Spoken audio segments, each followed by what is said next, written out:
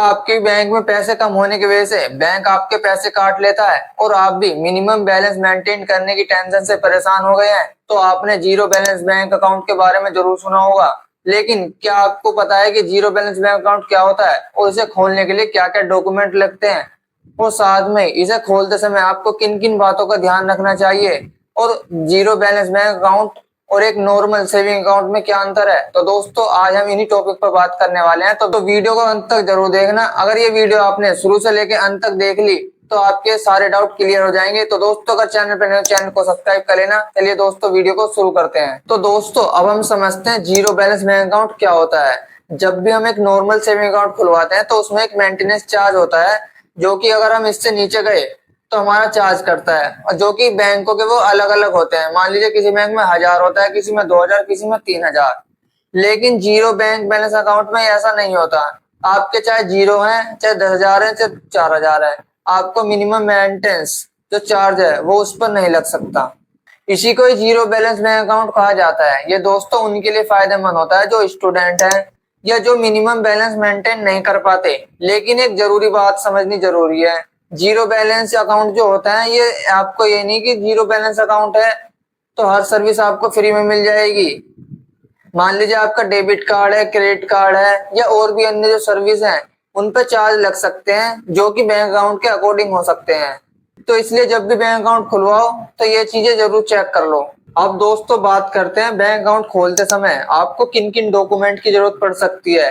Normally आपको pan card, आधार card, mobile number की जरूरत पड़ती है। कई मामलों में आपको एक पासपोर्ट साइज फोटो भी मांगा जा सकता है। और आजकल तो कई बैंक अकाउंट ऐसे हैं जो आपको ऑनलाइन सर्विस भी देते हैं, मतलब कि आप ऑनलाइन भी बैंक अकाउंट खोल सकते हैं। या तो आप उनकी ऑफिशियल वेबसाइट पे जाकर खोल सकते हैं, या आप उनकी ऑफिशियल जो ऐप होता है वहां पर भी आप ऑनलाइन अकाउंट खोल सकते हैं।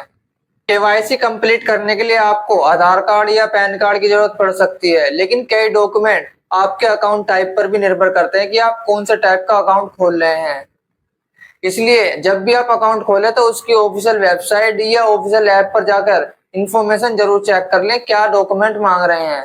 दोस्तों अब हम बात करते हैं जीरो बैलेंस अकाउंट खोलते समय आपको किन किन बातों का ध्यान रखना चाहिए। सबसे इंपॉर्टेंट बात यह है कि जीरो बैलेंस अकाउंट खोलते समय आपको ये नहीं सोचना कि इस पर जो मिनिमम चार्ज है वो नहीं है तो इस अकाउंट को खोल लें। इन बातों का भी ध्यान रखें कि क्रेडिट कार्ड का एनुअल चार्ज तो नहीं है, या एटीएम का कोई चार्ज तो नहीं है, या कैश विड्रॉल या कोई अन्य चार्जेस तो नहीं है। सब बातों को अच्छे से ध्यान में रखकर ये अकाउंट को खुलवाएं।